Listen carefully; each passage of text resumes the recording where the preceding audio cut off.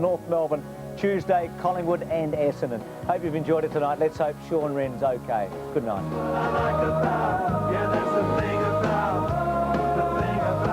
I got a long road to walk down to catch a tram to my favourite ground. Use my legs, use my voice, make some noise, support the boys, and that's what football means to me. That's how I like my body to be. And well, that's the thing about, that's what I like about. Yeah, that's the thing about football. That's what I like about. Yeah, that's the thing about football. That's what I like about. Yeah, that's the thing about football. That's what I like about. Yeah, that's the thing about football. This has been a 7 Sports production.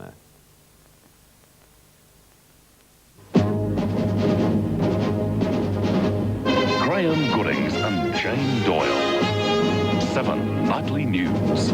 Also tonight, the Crows prepare for life without Shaun Rehn. And what will the Crows do with Shaun Rehn out for the year?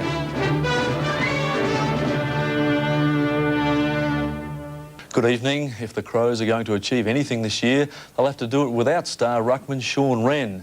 The reigning club champion is going into hospital tonight for surgery to reconstruct his right knee before starting a 6-month rehabilitation program. Shaun Rehn has achieved a lot in his short career, but last night was something he would have been happy to avoid. Early in the second term, an awkward fall brought his year to an end. Yeah, Rehn might be in trouble here. With the degree of sloppiness, for want of a better word, that occurs, and the degree of instability, well, then you can be almost certain that, unfortunately, the ligament is ruptured. Surgeons will reconstruct his knee, then he faces the long and hard road back. Can't give a 100% written guarantee, unfortunately, but we just see the success rate now in top-level sportsmen getting back into their sport at exactly the same level of skill and mobility as they had. Unfortunately, it won't be this season, one that promised so much for Rehn and his teammates.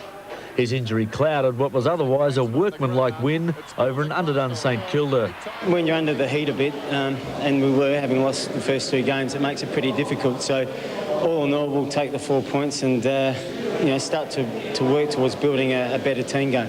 It was the Crows' first win this season, and that in itself is a start.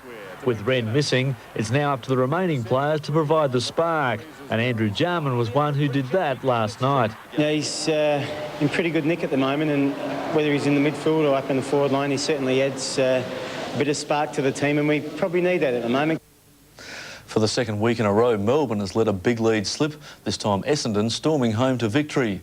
The D's let North off the hook last week and could manage only 3 second-half goals today, going down by 16 points.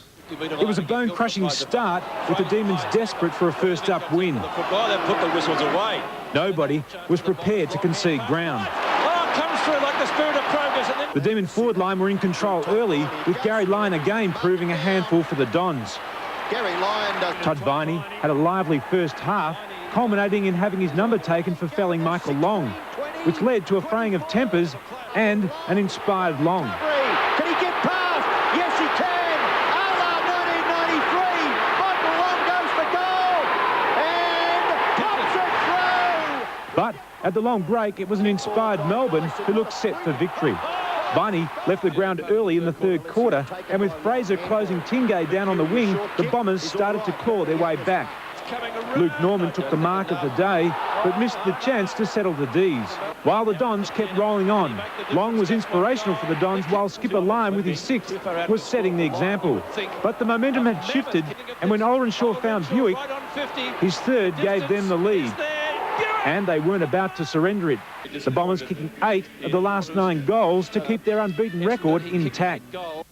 To the ladder, and 5 teams at the top, all undefeated, including Richmond and Geelong. Adelaide sits just outside the top 8, while 5 teams still to register a win, including an unlucky Melbourne and Collingwood. Jane Doyle and Graham Goodings. 7 Nightly News. A Sydney court's been told a leading AFL